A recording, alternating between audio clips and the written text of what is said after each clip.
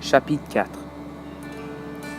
Avec juin, le vrai printemps vint brusquement, après quelques jours froids.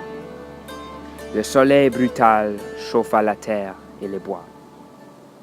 Esdras et Da'Bé Chapdelaine revinrent des chantiers où ils avaient travaillé tout l'hiver.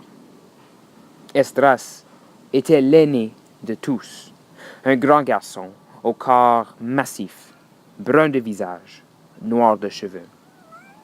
Da'Bé était aussi grand, mais plus mince, vif et gai, et ressemblait à son père.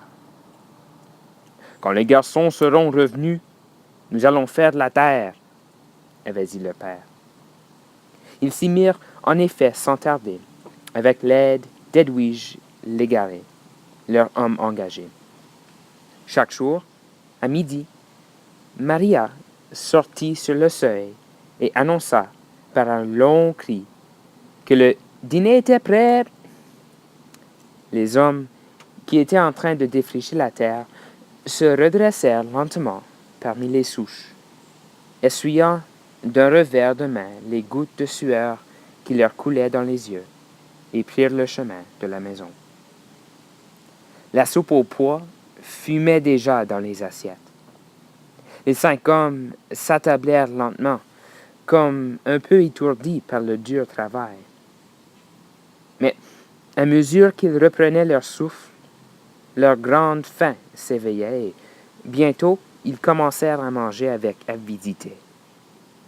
Les 2 femmes les servaient, remplissaient les assiettes vides, apportant le grand plat de lard et de pommes de terre bouillies, versant le thé chaud avec des tasses, dans les tasses.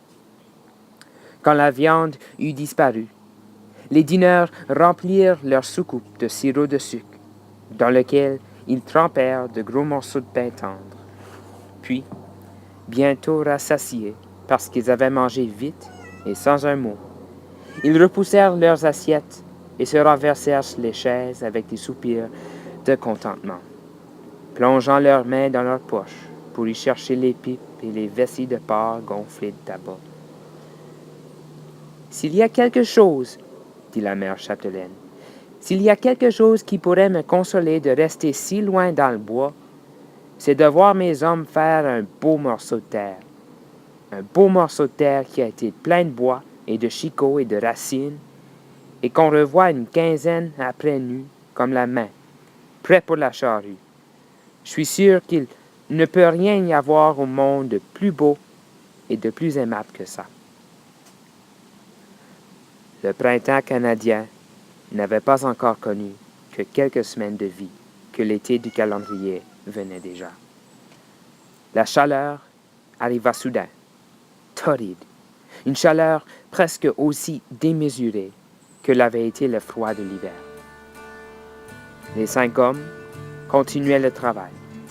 De jour en jour, la clairière qu'ils avaient faite s'étendait un peu plus grande derrière eux, nue, semée de déchirures profondes qui montraient la bonne terre. « Si le beau temps continue, dit la mère Chapdelaine, les bleuets seront mûrs pour la fête de Sainte-Anne. »